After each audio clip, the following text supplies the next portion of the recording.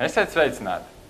Esam atgriežušies Valmieras sporta studijā, un šodien mūsu viesis būs neviens cits, kā viens no aktīvākajiem Valmieras sporta dzīves entuziastiem, Jānis Priedītis, kurš gan aktīvi piedalās nevien sporta notikumos pašos, bet arī regulāri redzams arī laukuma malās, attiecīgi iejūtoties fotografa profesijā. Un tātad vispirms jau sveicināts, Jāni. Sveiks, Normand. Un es vispirms gribētu uzzināt to, cik daudz tev pašam sanāca pasakot līdz Olimpisko spēļu gaitai un varbūt arī mūsu pašu latviešu sniegumam tajās? Darbā visu laiku paralēli gāju, otra datora olimpiāda. Tā latviešu gaitām tā cītīgāk pasakoju līdzi, kā tad tām medaļām plēsās mūsu tajā, bet mazliet žēl biatlonisti. Bišku pietrūka. Kā tu varbūt pats zini, tad viena no olimpiskajām medaļām uz Latviju atveda tieši valmierietis, un tas bija Oskars Melbārds, kurš bobsleja četrniekos izcīnīja sudraba medaļu. Un tad kā tev pašam šķiet, cik tas bija nozīmīgi varbūt pašam sportistam, un savukārt, cik atkal Valmierai kopumā kā pilsētā tas bija svarīgi, kad tieši valmierietis ir spējīgs izcīnīt šo medaļu Sočos? Es domāju, ka viņam tas bija diezgan viņš uz to gāja. Man liekas, viņam būtu kaut kas līdzīgs kā Vestar Gujevam, ja nebūtu viņš to medaļu dabūjis, kad tad nepadarīt darba sajūtu varbūt rastos. Bet kā pilsētā, es nezinu, tas ne man par to spriest. Tev kā iedzīvotājiem, piemēram. Domāju, ir patīkami, ka no mūsu pilsētas, ne tikai no Siguldas izcīna medaļas, un tad uz Latviju. Un tad, ja mēs vairāk pievēršamies tev pašam, tad varbūt pastāsti, kāds ir tavs pieraksts varbūt šajā sporta tailītē, ar ko tu sāki, ar ko tu nodarbojies, un tā varbūt no pašiem pirmsākumiem skolas gados, ko darīji un varbūt ko dari šobrīd? Skolas gados ar orientēšanos sanāca sākt un diezgan, visu līdz vidusskolas beigām ar diezgan aktīvi nodarbojos ar orientēšanās sportu. Tur arī vienā no vecuma grupām sanāca Latvijas čempionātā garajā distancē vinnēt. Tas tā arī, varētu teikt, lielākais sasniegums un sportā varētu būt. Un tad konkrēti attiecīgi pēc tam, ko tas darīs? Pēc tam nedarīs neko. Tad atnāca atpakaļ no studijā no Rīgas uz Valmieru, tad man ievilka tajā sporta fotografēšanā ar lakrosu. Tad, protams, no fotografēšanas pārmetos aizgāju pie puikām uzspēlēt, un tā arī gadu ar viņiem kopā nospēlēju, kamēr izformējās komanda Valmierā. Tad pagājuši gadu sanāca tā, ka sāku florbolu spēlēt. Un tad stāsti, kāds notika, kad tu izdarīji lakrosā, kad tev bija reāli tā fotografēšana, pēc tam nāca pats spēlēšana. Tad vienkārši radās interesi, kā tur notiekās.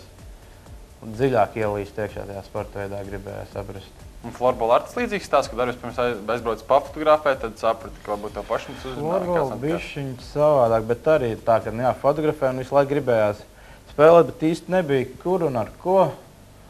Tad pagājuši gadu radās tā iespēja, un tad pamatskolā jau skolā mēs tur pabumbojāmies, tad tas viss tā aizmirsās. Un tad tagad visi, kas pamatskolā un vidusskolā pabumbojāmies, savācāmies, un tagad vienu karogu spēlējam. Un tu stāstīji, kad Valmierā bija izveidojies šis lakrosa klubs, tad kā tev pašam šķiet, kādi bija tie apstākļi, kāpēc tik salīdzinoši maz zināms, un varbūt ar tie noteikumi, droši vien, ka pats gāja spēlēt, droši vien nebija tik skaidri zinām, kā kad viņš izveidojās šeit pat Valmierā? Bet noteikumi jau kā jau visos sportā, tas plus mīnus savu specifiku, bet viņš tomēr arī diezgan līdzīgs hokejam. Tur tādas niansītas mazās. To jau spēlēt ātri iemācās, iegaumēja. To izjuka jau visu dēļ tā, ka tie komandas kodols, kas bija tie augstskolu pabeidza, no Valmieras aizgāja, un jauni gribētāji īsti nebija. Arī piena zala, kur viņi visus gadus bija trenējušies, pārdot, uztaisīt pa noliktavu, laikam, cik man zināms. Neviens tādas zāles Valmierā nebija, kur varētu tā bišķi skarbāk paspēlēt to lakrosu, jo tomēr tā bumbiņa 150 gramu kaučiks tur savu skādi nodara tāpat zālē. Jā, un tad, ja mēs Tu pat minēji par to, ka tu arī florbolēs, šobrīd iekšā vairāk kā gadu sanāk, ja? Kaut kur gads ar mazu astīti, kaut man liekas decembris pagājušā gada bija. Kad... Cik esmu novērojis, tas redzams ne tikai Vidzemes florbola čempionātā, bet arī citur spēlēt tā kā divos amplātu. Vien bija esi gan vārdsargs, gan laukuma spēlētājs. Tas laukuma spēlētājs tur tā, ka mēs esam viena no tām retajām, man liekas, amatieru komandām, kurā ir divi vārdsargi, un tad, ja laukumā nesanāk pilns maiņas, tad var aiziet paskrēt. Jo es neesmu baigi daudz spēlējis laukumā. Kas spēlētājs vairāk sev nejūt, vairāk kā vārdsargs sev iekšā jūt, jā, tur man labāk. Tur man lielāka komforta zona. Jā, un tad, ja tieši runājam par vārdsargu lietām, tad kā tev pašam šķiet, kas ir tā kā tie stūrkmeņi, kādam jābūt vārdsargam, lai viņš būtu labs tieši florbolā? To tu, man liekas, pēc labāk zināt, bet... no tā, ko tas piedzīvos, varbūt ticik, tas spēlējot un... Tā spēles lasīšana jau galvenais. Tas ir, principā, fotografēšanai jau ir tas pats, kad, lai tu noķertu kādu tavu pussekundīti, jāparedz uz priekšu, kas notiksies. No kuras puses labāk paņem to kadru, bet vārtos bumbiņu pārķert vai noķert. Cik tev pašam svarīgi, tad varbūt šķiet arī tādas lietas kā tur, fiziskā sagatavotība, tur reakcija, kas tādas kā bāzes lietas, bet... Ir vajadzīgi tā. Nevar tā vienkārši liekas, kas tur vārtos. Jo es zinu, ka daudziem vienkārši tāds priekšstats radies, kad vārtos parasti liek to, kurš tur vai nu ir slings vai vēl kaut kāds. Man liekas, vārtos ir vēl trakāk nekā uz laukuma spēlēt. Ja tu laukumā tu var aiziet malā pasēdēt, atpūsties, vārtos tās visas stundas jānokāpā savādāk. Tas abieži beigās, ka vairs nav spēka. Kaut kur to rociņu palikt vai kājiņu izlikt. Daudz vēl vārdsargiem tāda nianses, kad ar koncentrēšanās trūkums vai zudums brīžiem, vai tev var nav šis līdzīgi brīžiem spēlēs? Tas ir iet, un tad kaut ko višķiņ aizdomājas un hops, un dabū iekšā. Jā.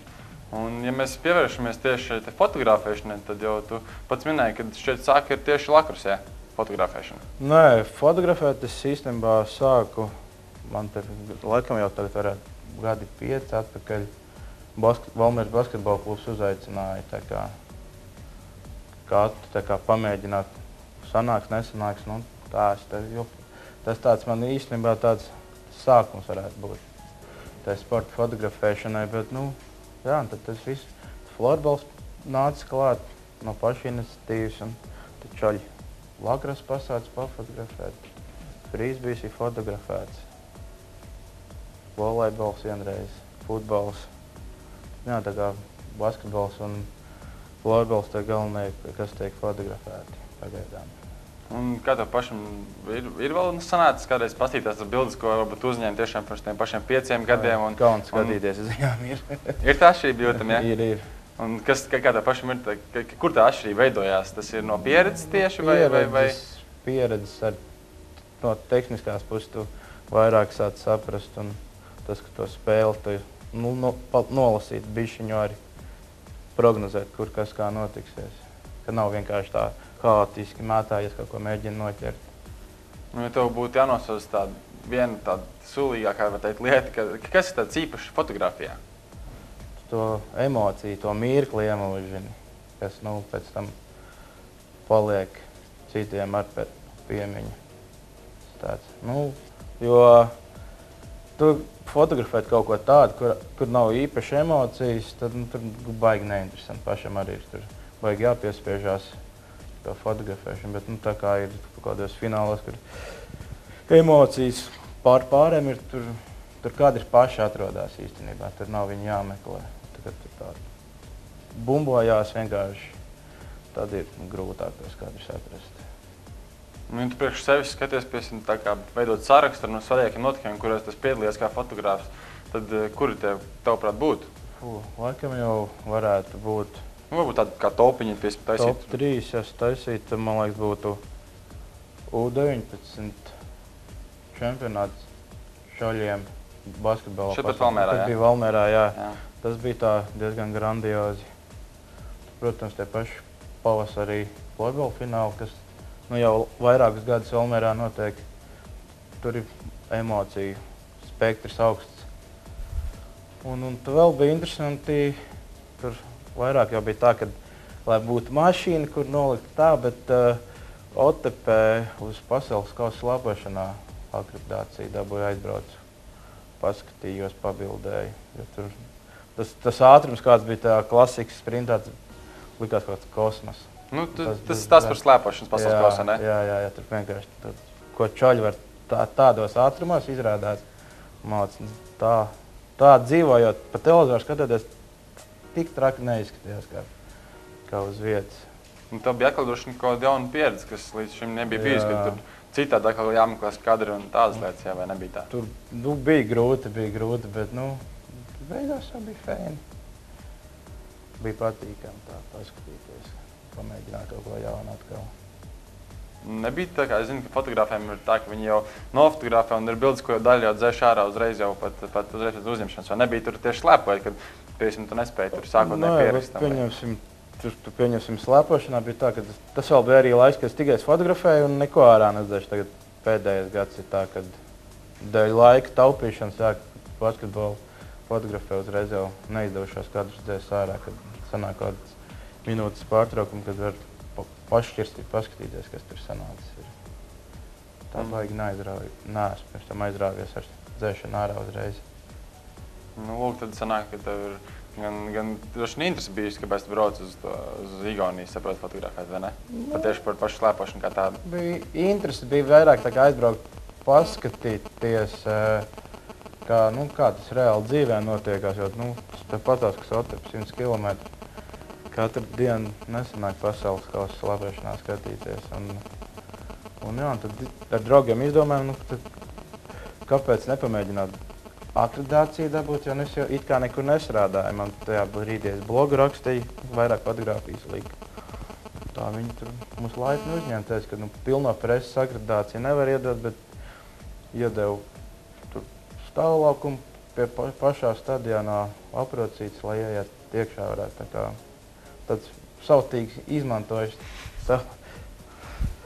Sautīgiem mērķiem izmantojis. Jā, tā varētu teikt. Un tev būtu jāiedala, pieņemsim, atkal sporta veidi, kas tā kā nozīmīgākie tev pašam šķiet. Tieši kā fotogrāfam. Kuri tev ir tie, kas vairāk piesaista un varbūt rada to interesu? Florbols laikam. Tas viss spilgtāk, jā. Man kaut kā, es nezinu, viss tā sabiedrība diezgan labi patīk un patīkam ir uzturēties. Top ir basketbolā, jā. Ka fināla fāze, playoff fāze sākās, tad ir interesanti. Tas savādāk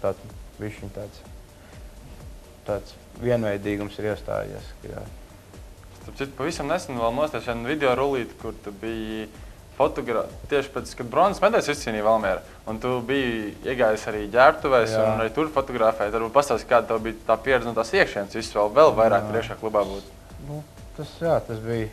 Es atceros, kad bija pirms sanāk laikam 10 gadiem, kad vēl 5. skolā spēlēja tās pirmās bronzas medaļas dabūju. Tagad vēl bija tā tuvāk klāt un bija interesanti. Emociju daudz.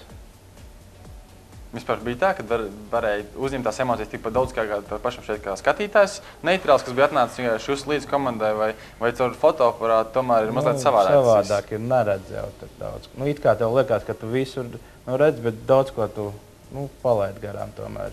To koncentrējies uz to mirkļu noķeršanu, tad tas ir tā, ka ja grib kārtīgi emocijas izbaudīt, tad jāsēž trībīnēs.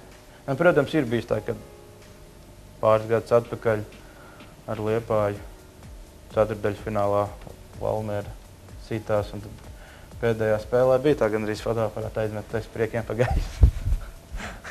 Un tu jau pats teici, ka jau fotografē basketbolu tieši jau 5 gadus laikam bija, ja? Tā varētu būt, kā 5 gadi ir. Jā, tad pastāsti, kāda būtu tā spēļu rutīna izveidojusies, ja tu zini, ka tev ir spēle, tad cik ātri tu ierodies, ko dara līdz spēlei? Man tas ir, kad ir spēle, tad ikdienas darba aizbrauc mājās, paņem kameru, kādu pusstundiņu pirms spēles ierodās, paskatās, kas interesants notiekās, un tā sāka spēlēt, baigi tā negatavojos. Ko jāspēlē, jau vairāk jau koncentrējās uz to savējo čaļu nofotografēšanu. Un kas tev pašam ir tās atslēgas vietas, pēc ko tu gribētu tā kā parādīt, lai tu... Nu, viens ir tās emocijas, tas ir skaidrs, bet kas bez emocijām vēl būtu tāds, ko tev gribās noķert? Tāds sulīgos skats, kas sanāk, kurš ir grūti dabūt tā, kad šitā bilde kritīšana stāvēšu, bet viņa ir forša un neiestāstīsiet, ka nē. Bet maz tāda kadra sanāk. Jo svarīgāk spēle, jo tur kaut kā tad sanāks, nezinu, tad čaļi tur ēto grīdu un cīnās par katru centimetru. Tad arī var atrast tos kadrus. Protams, bieži vien kaut ko aizrunājas, kaut kur aizskaties, aizsapņojas, tad palaid garām. Tā kaut kā apmēram. Starp citu vēl tu ieminējies arī par pašiem čaļiem, kad tu saki, viņi jāgrīd un tā, bet cik varbūt no viņiem tu pats pazīsti, varbūt personīgi un ārpus laukuma, cik tev viņam ir kāds kontakts veidojās vai neveidojās? Ir lietišķi tikai tā, sasveicinās un viss nav tā, kā būtu pazīstami ārpus laukuma, tā teikt. Un kas varbūt tev palicis pēc atmiņā no tādām no fotogrāfijām tieši? Es zinu, ka pagājušajā gadā tur bija tiešām ļoti daudz veiksmīgas fotogrāfijas, un tie tev būtu no pagājušajā gadā tāda viena jāizceļ, kur tev pašam, kad viņi pat noraksturot, varbūt, kādi viņi tur bija. Viena ir, protams, kur pēc bronzas to treneri vari met augšā čaļi, un vēl bija, kur jūs paši finālā spēlējāt. Tur arī bija pāris sulīgi kadri, kas man tā tiešām, kurus man patīk rādīt, un ja kaut kur jāizsūt kaut kas, tad aizsūtīt. Un tad vēl tuvojoties tā kā beigām, tad kā tev pašam šķiet, kāda ir tev tā kā fotogrāfa iespējas attīstīties vēl uz priekšu? Es nezinu, man pagaidām liekas, kad ir jāatstāj viss tik tālu, cik tas ir, un tā kā nav vēlēšanās to visu tā profesionāli it kā darīt. Tā kā atstāt vairāk to hobijam, ikdienā darīt kaut ko citu. Bet tomēr tas, man liekas, tā sfēra, sporta fotografēšana profesionāli Latvijā diezgan tāda šaura ir. Tas no manas skatu punkta, varbūt es kļūtos, nezinu. Es domāju, ka tas ir lielāks eksperts šajā jautājumā nekā es, tā, kad droši vien tev ir taisnība.